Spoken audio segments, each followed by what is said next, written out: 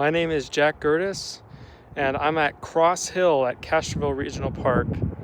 I will be observing different types of weathering through mechanical, chemical, and biological weathering.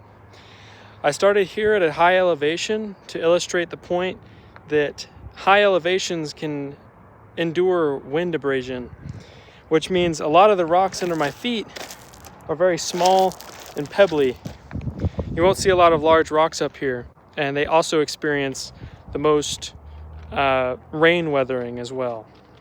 So you'll see a lot of areas like this where a stream starts to form because of the natural incline from the high elevation all the way down to the base of the hill. Steep slopes show rockfall and lots of surface erosion, especially after heavy rains like this week.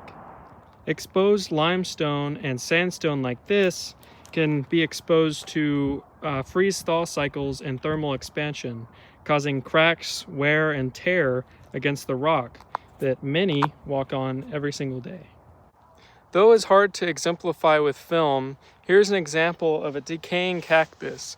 This kind of vegetation dying can produce organic acids that contribute to the breakdown of minerals.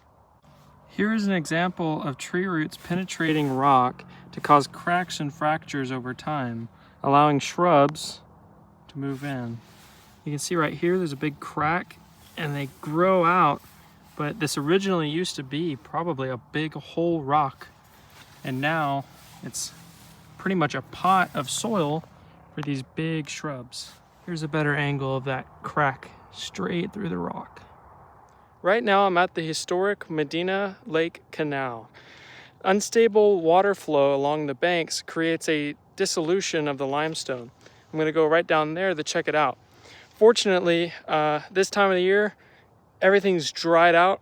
I don't really understand why, but it gives me a great opportunity to see what's under the water.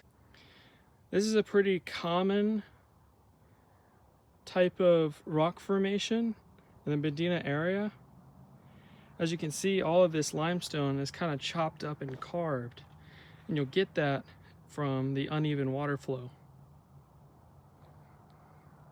Right here is a trail commonly used by wildlife. The heavy feet of the deer and multiple small mammals moving through can cause these big disruptions that are usually used as natural trails for the entire area. Another factor we have to take into account for the creek trails and the canal behind me is that running water increases oxidation and hydrolysis. Oxidation and hydrolysis helps break down minerals and soil within the rocks. Thank you for watching my exploration of the different types of weathering in the Medina area right here in Castroville Regional Park.